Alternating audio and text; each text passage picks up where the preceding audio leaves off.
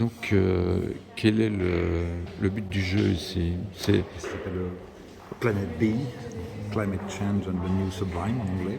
Donc, c'est une expo sur la manière dont la notion de sublime, qui est une vieille notion romantique, prend une actualité intéressante à l'heure du changement climatique. En fait.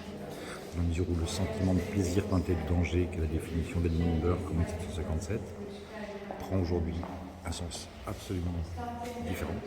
Dans la mesure où le danger, il est autour, il est très concret en fait. C'est-à-dire que la jambe de l'histoire aujourd'hui, c'est plus le prolétariat comme au XIXe siècle, selon la fameuse formule de Marx. La jambe de l'histoire principale, c'est l'invisible. C'est-à-dire des virus, les gaz lacrymogènes de la police, les degrés de température qu'il faut monter les eaux, etc. Ça, c'est concret. Et cette concrétude, en fait, on la voit dans la manière dont les artistes traitent l'espace-temps aujourd'hui de manière complètement moléculaire, de manière massive, comme ça pouvait être le cas dans les siècles précédents. Tu as vu le pavillon lituanien? J'ai rien vu du tout. C'est exactement ça, quoi. Mais il fait des élixirs de virus, mais il est. Non, mais c'est le même. Moi, cette expédition a amené un petit peu de mon dernier livre, en fait, Inclusion, qui est paru en 2020 déjà, en fait, en Italie, puis ensuite en français. Et c'est une réflexion que je mène depuis 2014, en fait, puisque la première biennale sur l'Anthropocène, c'était la biennale de Taipei en 2014, autour de qu'est-ce que fait l'Anthropocène, en fait, à l'art contemporain, et en quoi ça transforme radicalement notre relation à l'espace. Donc pour moi, c'est une continuité, c'est un cycle de 3 ou 4 expositions, en fait, avec la biennale d'Istanbul en 2019, qui portait sur les mêmes thèmes, des thèmes similaires. Ouais. Alors, bon, il y a quand même une actualité immédiate qui met le changement climatique un peu en dehors du cadre. L'actualité, c'est la guerre. Alors c'est intéressant parce que je ne pense pas du tout que l'actualité, il n'y a rien qui est en dehors du cadre du climat et de la crise climatique. Absolument rien. Et surtout pas la guerre. C'est totalement dedans, au contraire. Et c'est pas un sujet qui chasse l'autre. C'est des questions qu'on peut traiter même quasiment dans la même phrase. Ben, on ne peut pas y échapper à cette actualité. Donc c'est un direct permanent. Donc ici, on est dans la production de fétiches et partout. Toute la production artistique. Il y a beaucoup de peuples qui pensent que ce sont des fétiches justement qui préservent la guerre. Donc ça tombe très bien. Ouais. Effectivement, on peut avoir une vue que je trouve un peu datée. Mais je ne crois pas que sur l'art, quoi que ce soit, avoir une utilité. En tout cas, l'utilité immédiate, ce serait d'aller faire quoi en fait. L'utilité, j'aurais été un peu surfaite. Je pense que l'art est extraordinairement utile, mais pas dans le sens où les gens entendent l'utilité. Voilà. Bon, alors, allez, ici c'est quand même très esthétique. C'est forcément esthétique. C'est une expo, pas toujours. Non, c'est pas un gros mot. Je connais pas. L'art est par essence esthétique. Mais bon, je vois, il y a des. Une œuvre d'art qui appartient pas au domaine de l'esthétique. Il y a des socles, il y a des sculptures, elles sont jolies, les couleurs sont il y a une certaine fraîcheur, il y a un degré de bien-être dans cette expo finalement. Ouais, et on parle de choses. Regarde mieux le bien-être, en fait. Je pense que ça t'enlèvera le bien-être en quelques instants si tu regardes un petit peu plus attentivement. Ouais. Mais je l'ai peut-être pas Parce assez. qu'on est dans la toxicité absolue. Au contraire. D'accord. À côté d'une pièce en fait, qui dépeint Donna Conway qui dépeint précisément la nature comme un élément industriel parmi d'autres, en fait, je sais pas, littéralement. Il n'y a plus d'intérieur, il n'y a plus d'extérieur. On est dans une artificialité absolue. Et en fait, là, c'est des fleurs d'opium d'ailleurs, des seringues. On n'est pas trop dans le gentillet, c'est le mieux. Elle fait ça toute Ni chez oui. Kirkeby, ni chez Thiago Chapita, ni dans les dégradations. Viens un peu me faire une présentation des artistes. Tant que tu es là, j'en profite. Je n'aurais plus l'occasion de le faire. Donc, longtemps. voilà. Dis-moi. Alors ici, on est... Ça, c'est Père Kirkeby, je vais lui montrer cette pièce-là. Kirkeby, c'est un géologue de formation qui a précisément, en fait là, pour le coup, on est vraiment dans une espèce d'univers souterrain, je crois, que j'avais envie de mettre en relation avec le travail d'un jeune artiste brésilien qui s'appelle Thiago Chapita, qui perturbe complètement notre relation à l'espace, cette espèce de cosmogonie indistincte et extrêmement... Donc on passe du monde souterrain au monde aérien. Donc c'est là en deçà qui rejoint le... Oui, puis c'est assez indistinct en fait, je crois finalement, parce que le haut et le bas là s'entremêlent quasiment en fait. Mais c'est un artiste qui a aussi un vrai rapport au rituel, justement, un petit peu comme Elvas Nofred. C'est une des choses que je trouve intéressante aujourd'hui, c'est la manière dont les croyances anciennes, un certain type de pratique qu'on pourrait qualifier de chamanique, en fait, prennent un sens complètement différent. Eguiyang qui a fait ce papier peint, en fait, pour l'exposition, elle s'intéresse énormément justement aux pratiques chamaniques japonaises aussi. Et ça fait partie complètement de son univers, en même temps que les sculptures d'Oskar Schlemmer et toute une mémoire en fait du modernisme, d'un modernisme mineur en fait, qu'elle remet en scène aussi. C'est toujours elle, ici? Là, c'est Bianca Bondi. Et c'est notre thème en fait, de l'exposition, on peut dire que c'est le thème de l'aquarium. C'est sous verre, en fait, c'est quelque chose qui est très, très fort chez Pierre Huyghe aussi, par exemple. Sous verre se produisent justement des métamorphoses, des corrosions, je crois, des cristallisations. Et c'est vraiment, pour le coup, l'œuvre d'art comme dispositif expérimental temporaire. On retrouve aussi ça chez Hicham Berrada, qui sera dans la deuxième partie de l'exposition, chez Pierre Huyghe, chez Max Schneider, qui a une formation de biologiste aussi, qui est cette sculpture-là. Ou alors chez Agnieszka Kurand, qui travaille aussi avec des universités américaines, et qui a réalisé cette pièce-là, justement, dans un cadre assez scientifique, puisqu'elle a nourri des termites en Namibie pendant un certain temps. Et ça, c'est le moulage de ce que les termites ont fait avec les matériaux qu'elle leur a donnés. Donc il y a une intervention directe des... Donc là, il y a 3 communautés de termites, là. Il y a une communauté qui est un petit peu comme... qui est assez gaudi, je trouve. Absolument. Et il y a 2 communautés de termites, en fait, qui ont des styles très différents, mais qui ont construit leur habitat en fonction d'une sorte d'intelligence collective dont j'ai pas la moindre idée personnellement, parce que je suis pas zoologue, mais c'est extrêmement intéressant de voir à quel point les règnes animaux, végétaux, minéraux et humains se répartissent complètement. Donc c'est une... Kirkeby, on est dans le minéral. Là, on est dans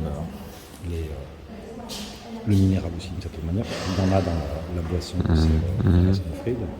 Mais il y a aussi l'opium, la fleur d'opium. Mais la fonction de ce rituel, c'est un retour... Ce sera intéressant de me poser la question. Elle est très... Elle ne répond pas à cette question. Et je trouve que c'est ce qui m'intéresse. Hein, il y avait une sacralité dans Mitra aussi. Tu connais le rituel Oui, bien sûr. Oui. Chez ce monde romain qui était en liquéfaction. Milliers de sacralités différentes. Je pense qu'il y a une sacralité personnelle qui est liée à son histoire et qu'il est difficile de généraliser. Je crois que c'est ça qui est aussi intéressant. Et donc c'est le retour de la sacralité quelque part. Je ne crois pas que ce soit jamais parti. Enfoui en tout cas. Elle était enfouie. On peut pas parler de retour. En fait, je trouve ça. C'est comme il y a un discours en fait à la Biennale justement du retour de la peinture. Je trouve ça d'un chiant total. Ça peut m'intéresser. Un médium, c'est juste un ce médium. quota féminin, tu as quand même beaucoup de femmes ici dans cette expo. Donc tu es quelque part. J'ai pas fait exprès, mais c'est une majorité de femmes en fait. Là. Tu es quelque part en adéquation avec la directrice de la Biennale. Non, je suis en adéquation avec mon époque. Je pense qu'il y a de plus en plus d'artistes femmes intéressantes. Et aujourd'hui, c'est absolument évident. Et pas que d'ailleurs, en fait, je pense qu'il y a aussi une thématisation différente des choses qui me semble apte à renouveler complètement notre logiciel curatorial et de pensée, quoi. Alors les deux autres salles, mais comment tu fais pour gérer tout ça, ça doit te coûter un os, un palais. Oui, mais j'ai T'as un sponsor. partenaire financier. Oui, T'as un sponsor. Qui est, on peut le citer? C'est le groupe Hugar, en fait, donc présidé par François Fontès. Et on a monté une compagnie en fait ensemble, dont je suis aussi actionnaire. On produit des expositions, en fait, c'est l'idée. D'accord. Et il y a un catalogue ici, il y a quelque chose C'est en bas, ouais. En bas. Ouais. Ah oui, je vais aller chercher. Ben merci Nicolas.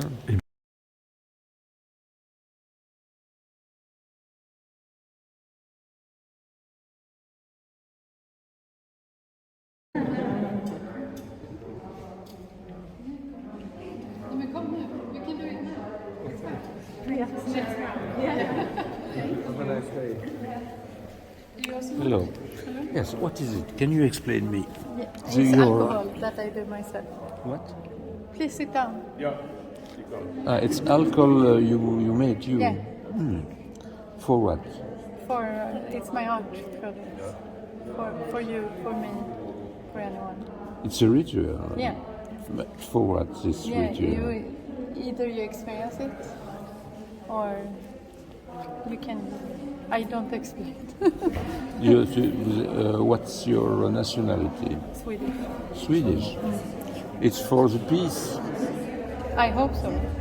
Yeah, I read the text. That is You important. read the text. It's Very important. short. Yeah. Do you want to Okay. join? Yes. Yeah.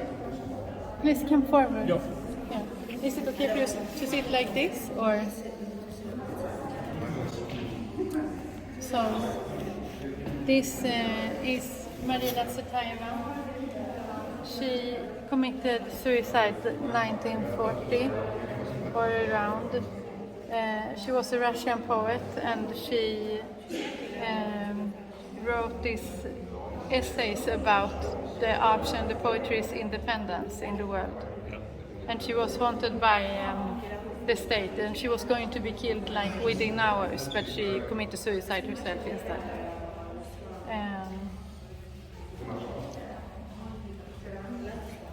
In relation to the spiritual world, art is a kind of physical world of the spiritual. In relation to the physical world, art is a kind of spiritual world of the physical. Starting from the earth, it is the first millimeter of air over it, of sky that is, for the sky begins right from the earth, or else there is no sky at all. Check this by distances which clarify the phenomena. Starting from the top of the sky, it is that same first millimeter above the earth, but the last when seen from the top, that is. It is almost earth from there, and from the very top it is entirely earth, where you look from. 1. Use the painting as a tray.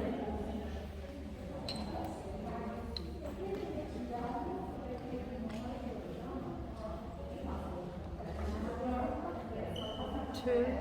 Lit the candle.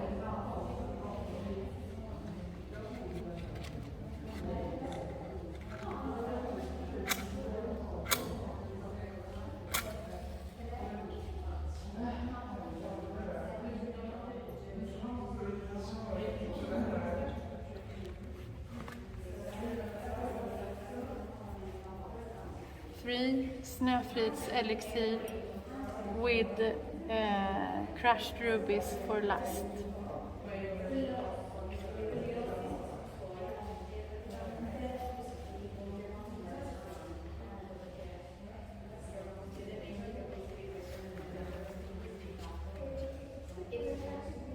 4. Poppy seed sap. Opium. 5. Serve.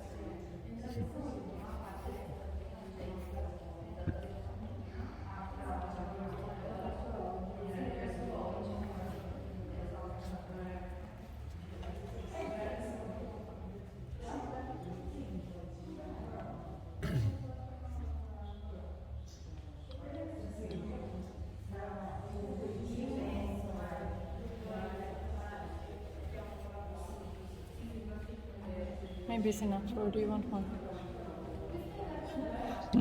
Cheers. Cheers.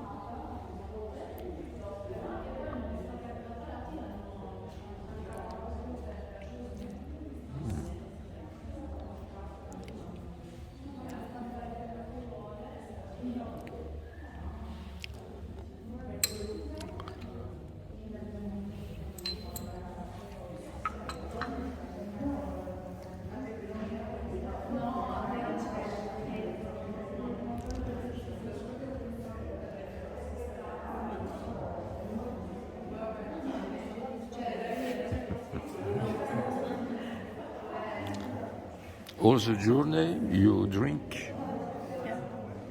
At the end of the journey you are drunk, no? Yeah. Or it depends on what you think. I mean, I feel good. Yeah. And after, what is it? You dance? You make something? I paint.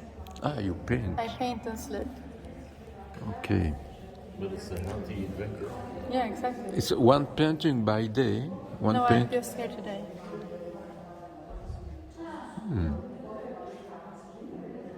Interesting. Your name? It's there. You can have the sign. Ylva Snäfrid. Good project. A good project.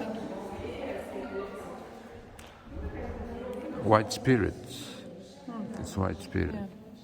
And you're continuing them now, or? I just have to do what it's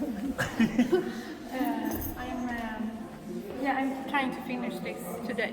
Yeah.